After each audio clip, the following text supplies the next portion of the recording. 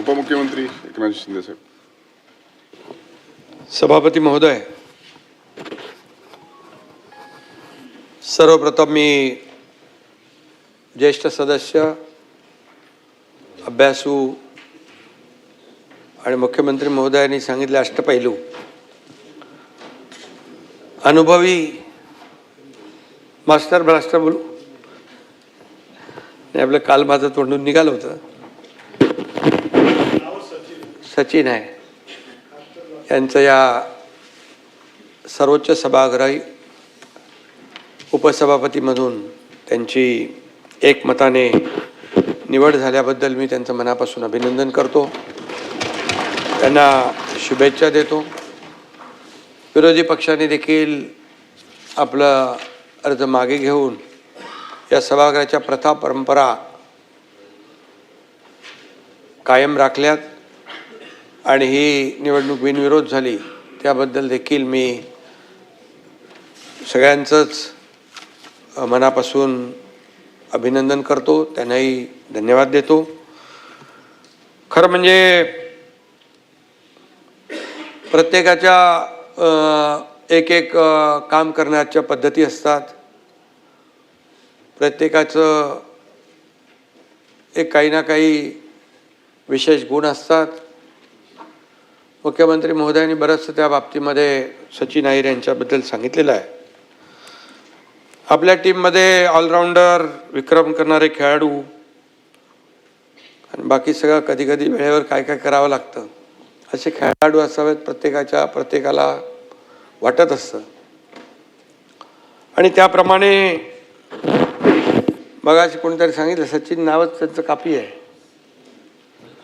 गोलंदाज कुणी असो, चेंडू कितीही स्पीडने येऊ दे, त्यांना चेंडू नेमका दिसतो आणि फटकाही परफेक्ट असतो.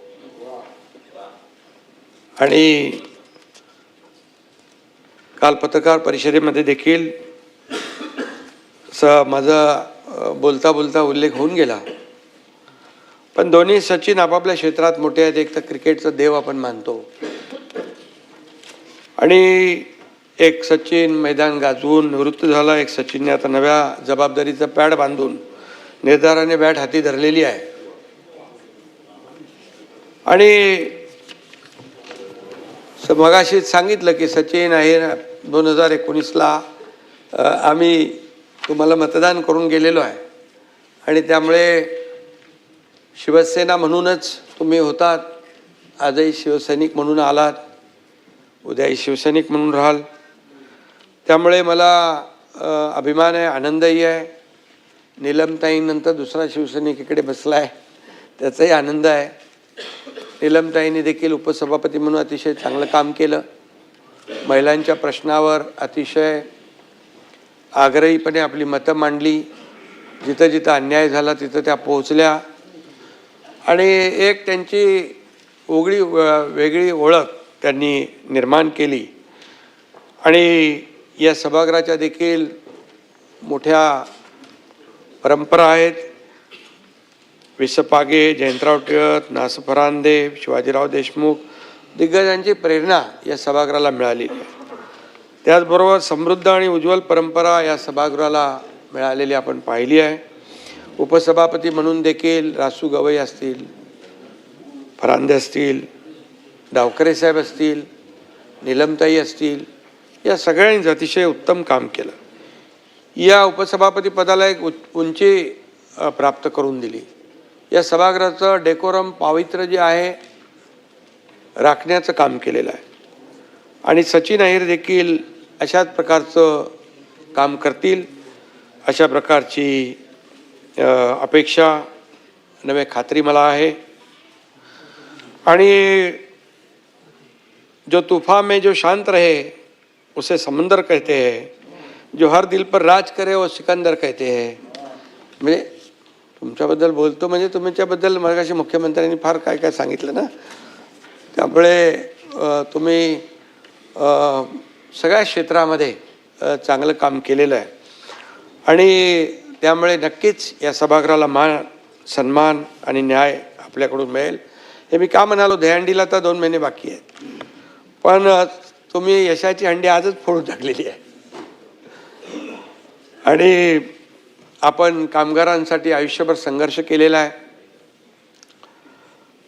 संघटना उभी केली, सत्तेचा देखील आपल्याला अनुभव आहे आणि विरोधी पक्षात बसण्याचा देखील अनुभव आहे. त्यामुळे दोन्ही अनुभव आपल्या गाठीशी आहेत. आणि सभागृहाची नस देखील आपण ओळखता, कधी आकांड तांडव केलं नाही, सभागृहाचा मूड पाहता आणि त्याप्रमाणे आपण त्या पद्धतीने वाटचाल करता. कामगारांच्या प्रश्नासाठी देखील आपण रस्त्यावर येऊन उतरलात, लढलात, हे देखील आपल्याला माहीत आहे. आणि विधिमंडळात देखील या माध्यमातून देखील सभागृहाच्या कामगारांच्या प्रश्नावर आपण आवाज उठवला, त्यांना न्याय देण्याचं काम देखील आपण केलं. अनेक विषयांची तड देखील लावली. कामगारांच्या प्रश्नावर अतिशय हिरिरीने आणि अतिशय आस्थेने, जिव्हाळ्याने, ममत्व भावनेने आपण काम केलेलं आहे आणि त्याचा परिचय आम्हाला सगळ्यांना आहे. संकल्प प्रतिष्ठानच्या माध्यमातून दहीहंडीचा उत्सव आपण मोठा केला. खऱ्या अर्थाने एक त्या व्यासपीठाचं समाजसेवेच्या व्यासपीठामध्ये रूपांतर देखील आपण केलं.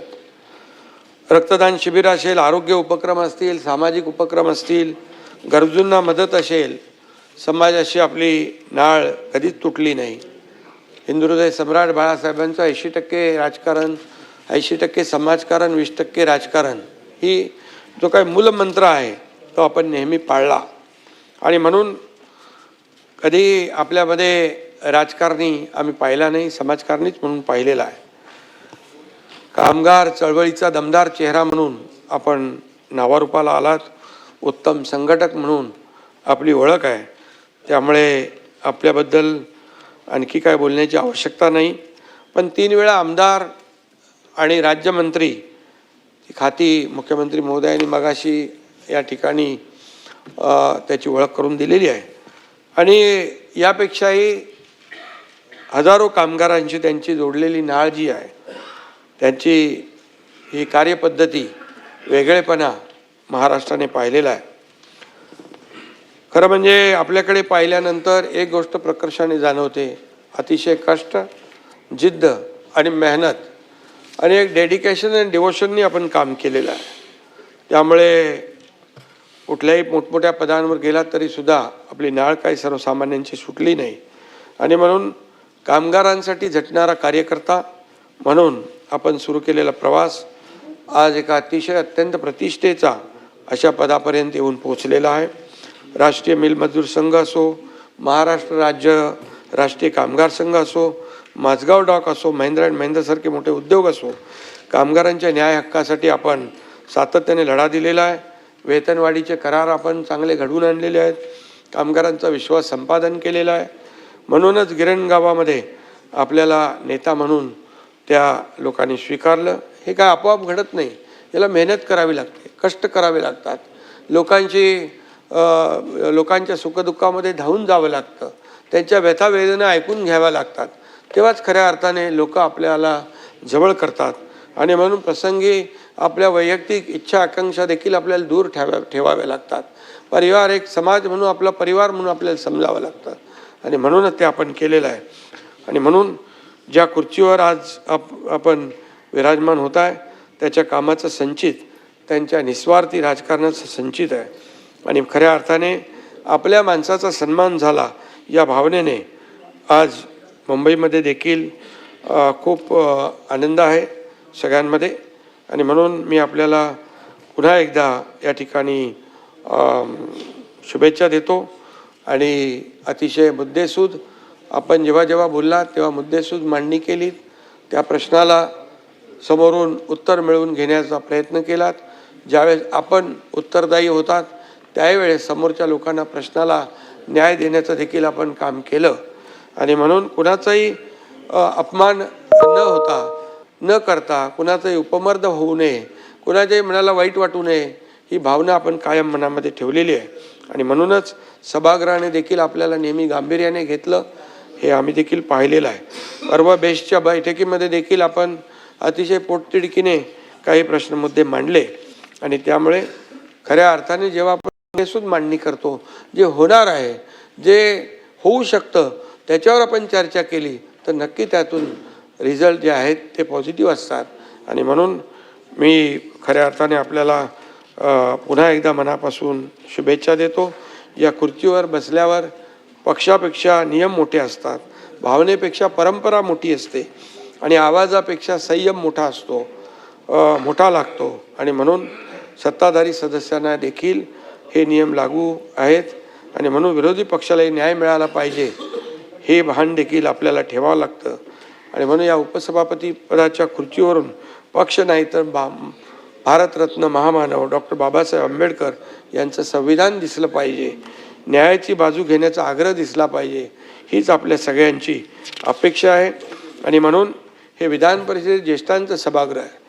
इथं विवेक मोठा पाहिजे, अभ्यास मोठा पाहिजे, सर्वात महत्त्वाचं म्हणजे हेतू शुद्ध असला पाहिजे. तो विवेक, तो संयम, तो शुद्ध हेतू सचिन भाऊंकडे आहे असा विश्वास या ठिकाणी मी व्यक्त करतो. आणि त्यांना पुन्हा एकदा या पदाला न्याय देतील असं मी खात्री बाळगतो. आणि मी आज काय राजकीय बोलू इच्छित नाही आहे. आणि या ठिकाणी आपण आपलं प्रामाणिकपणे काम करत राहा, लोकांना न्याय देत राहा. या सभागृहातल्या प्रत्येकाला वाटलं पाहिजे सभापती आहेत इकडे आणि तेही सगळ्यांना न्याय देत असतात. हां राम, त्यांचं नावातच राम आहे आणि शिंदे पण आहेत, तर मी कोणावर अन्याय करत नाही. आणि म्हणून मी आपल्याला या सर्व सत्ता आणि विरोधक यांच्या समतोल राखत संसदीय परंपराचा सन्मान करत ते काम करतील असा विश्वास या ठिकाणी व्यक्त करतो. शिवसेना परिवारातला एक सदस्य आज घटनात्मक जबाबदारी स्वीकारत आहे याचं मनोमन समाधान आहे. आणि या ठिकाणी मुख्यमंत्री महोदयांचं देखील मी मनापासून अभिनंदन करतो. मुख्यमंत्री महोदयांनी सांगून टाकलेलं आहे की याचं सर्व प्रश्नांची उत्तरं मी अगोदरच दिलेली आहेत नीलमताईंच्या बरोबर, कारण ते स्वतः निष्णात वकील आहेत. त्यामुळे दुसरा प्रश्न समोर येण्याचं काही शक्यता आणि काही शंका कुशंका बाळगण्याची आवश्यकता नाही. मुख्यमंत्री महोदय म्हणून या ठिकाणी आपण राज्य पुढं नेतोय. 2.5 वर्षाची कारकीर्द माझी पाहिली, आम्ही टीम म्हणून काम केलं. देवेंद्रजी आता मुख्यमंत्री म्हणून काम करतायत. महाराष्ट्र आपला पुढं जातोय. महाराष्ट्र देशामध्ये नंबर 1चं राज्य म्हणून आपल्याला पुढं न्यायचं आहे. महाराष्ट्राचा विकास करायचा आहे. आणि म्हणून जे महाराष्ट्रातलं पायाभूत सुविधा असतील, मग आपलं विकास असेल, मूलभूत सोयीसुविधा असतील, अगदी योजना असतील, वेलफेअर लाडक्या बहीण योजनांसारखे या महाराष्ट्र आपण पुढे नेतोय. त्यामुळे विरोधी पक्षांनी देखील यामध्ये सातत्याने सत्ताधारींच्या हातात हात घालून काम करावं.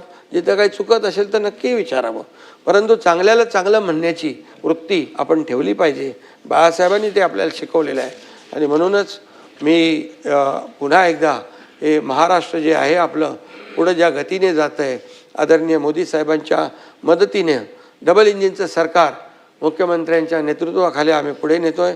त्यामध्ये नक्कीच विरोधी पक्षाची संख्या कमी असली तरीसुद्धा तुमचा मान सन्मान आम्ही नक्की राखणार, याबद्दल बिलकुल शंका बाळगू नका. आणि आता तर सचिन अहिर इथे उपसभापती म्हणून बसतीलच आणि म्हणून तेही आपल्याला न्याय देतील. रामभाऊ तर आहेतच. आणि म्हणून पुन्हा एकदा मी मनापासून आपल्याला खूप खूप शुभेच्छा देतो. आणि सचिन अहिर यांच्यासाठी 2 ओळी मी सांगतो. उड़ान वाली चिड़ियों को कहाँ मालूम होता है, उड़ान वाली चिड़ियों को कहाँ मालूम होता है कि जमीन से जुड़े रहने का मजा क्या होता है. जो आसमान छूकर भी अपनी जमीन नहीं भूलते, जो आसमान छूकर भी अपनी जमीन नहीं भूलते, जनता के दिलों पर राज बस वही करते. आकाशाला गवसणी घातल्यानंतर पण मग सचिन अहिरांचे पाय जमिनीत घट्ट रोवून त्यांनी ठेवलेले आहेत. त्याबद्दल त्यांचं मनापासून कौतुक करतो, अभिनंदन करतो, धन्यवाद देतो आणि चांगली परंपरा पुढे न्याल अशा शुभेच्छा देतो.